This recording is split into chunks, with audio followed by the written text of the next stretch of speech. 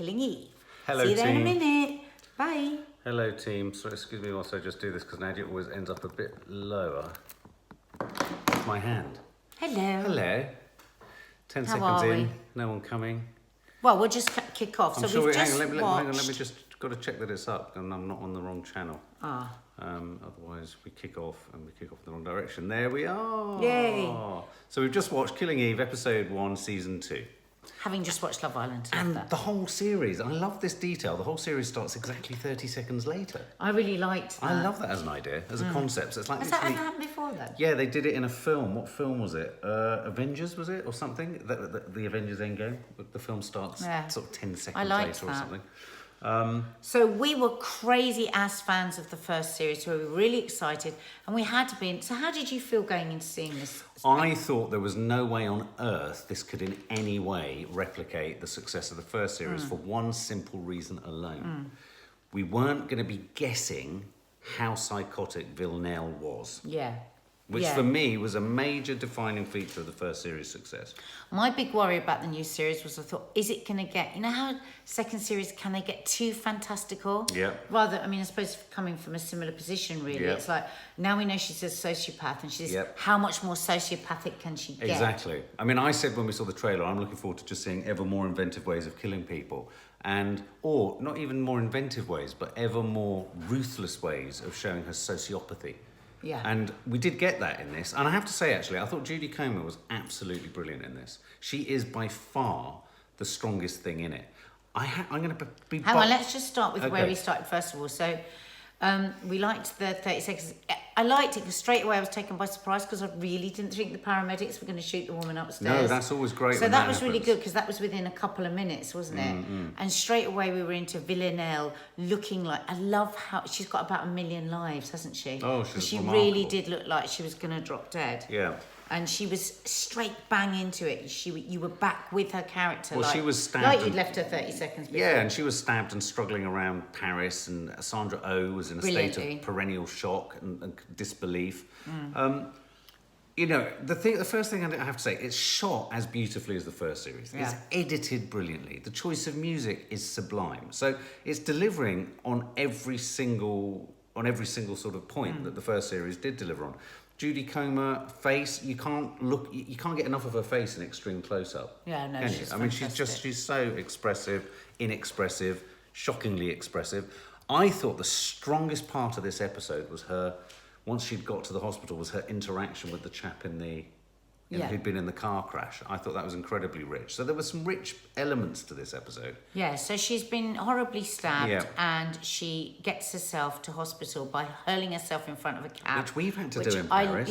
We were laughing. Have you ever tried? Yeah. That's how difficult it is to get a bloody cab We in spent an Paris. entire night unable to get to our hotel because we couldn't hire a bloody cab. But I loved that because we were straight back to Villanelle and and the humour was there because she was like, this guy was absolutely petrified. Yeah. And she was like, you saw that brilliant psychopathy again. She didn't care what she said, she was just going to get what she wanted. Meanwhile, Sandra Oh was at Gare du Nord station. I wasn't convinced by the addict sitting alongside her and sort of trying to convince us that she was an addict. I thought that was a bit... Well, I could see it was trying to be clever in the way the first series was clever, but it just didn't pull it. They didn't pull it off for some reason. But she was in hospital and she was just fantastic. I loved all the scenes with the boy. Did you like the scenes with the boy? Oh my God, I loved him. I loved him. Yeah. He was and his stupid little pajamas, and then her getting his pajamas on. Yeah. Those pajamas that as boys you get. Yeah. That have like superhero comments like bam and wham on them. I love all that. It was all brilliant. I love the all stuff that. with her and the boy were brilliant. Yeah. But we do have a bit of a butt. I love the Crocs shot. I'm holding the butt back. I'm holding my butt back. Let's hold the butt back. Well, no, I've been holding it back for you. Okay. Do you want me to put my butt forward? Put your butt forward. I'll tell you where my major disappointment sat with this, guys. I'm going to have to say it. I was really disappointed with Sandra Oh. Where this didn't... I thought she had a self-consciousness around herself that she didn't have in the first series. Well, no, she was. She was always a little peaked in the first series. But this can happen sometimes when there's been a success with something. And almost... There's a very big show, actually, which I'm not going to name, where there was a massive show in the 90s that was very similar, where the stars just got a bit out of hand, and the director, I think she just needed to be reined back in a bit. Yeah. Because it was a bit too arched and and it was just, I mannered. wanted it more authentic. It was a bit like, ooh, and chop. Yeah, the I've gone a bit was crazy. a bit manic. It was it was a bit acting rather than being. I totally agree. So I didn't believe any of the scenes with her and her husband. I thought they weren't particularly well. No, he's doing a good job. Well, he's doing a good job, but he just keeps walking in, and she's a bit more sort of bizarre and sort of weirded out, and and it's almost like she's matching Villanelle's sort of trying style of humour, and it doesn't work. It's like when she did the whole double glazing bit as well. It was just a bit. It reminds me. I tell you what, it's a weird parallel. I remember Kiki saying that her problem with the new Spider-Man at the moment is that the joy of Spider-Man is that he's sort of inexperienced. No, he's inexperienced, and he's a bit wet behind the ears, and he doesn't really know how to be, and he's a bit immature. Now, the thing about Sandra Oh was she was a bit of a kind of rookie. Relatively, she was a rookie, wasn't she, in the first series? Whereas now she's sort of. I think I can see what they're going to try and do. I feel like they're going to try and obviously shift the psychopathy round to Sandra Oh in some way. Well, but I always said that all the way through the first series. She is a psychopath. That's I know. And I mean, the stuff when she's in with the dead body and she goes, I want burgers. Yeah. And that moment between, we haven't mentioned Fiona Shaw yet, who's brilliant. I see all of this. We're saying all of this, and this doesn't mean that we don't like it. And it's the first episode, and it's a really hard step to take. The first episode of the second series of a supremely successful mega hit. It is still available on iPlayer. But Fiona Shaw was amazing. But there were a couple of moments which really heralded for me what I thought. I hope they do more of this. The scene where Villanelle was pretending to be the doctor and then gave the positive diagnosis of the woman's husband when it was clearly wrong. Subtle psychopathy. There was that moment. Little moment when Fiona Shaw goes down to the morgue and her mortician has got beers in a cupboard, and they're sitting there and they decide, why does the smell of rotting flesh make you want burgers? So I think there's some really crisp and wonderful. It's got the same, astonishing kind of imagery. It's got brilliant imagery and in the dialogue and everything like that.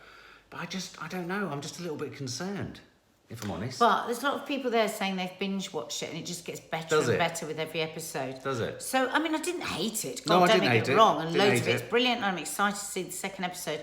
But it was just Sandra Oh was the problem for us in this episode.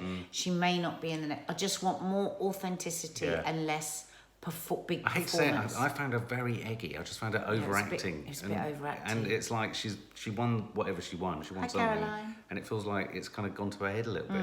She just needs to dial it down a bit. That's that thing. It's a series where what it's trying to do is very dialed up. But it's dialed up because everyone's very dialed down. If you know what I mean. Yeah. And she's kind of out of... She's too dialed up at the moment. Yeah.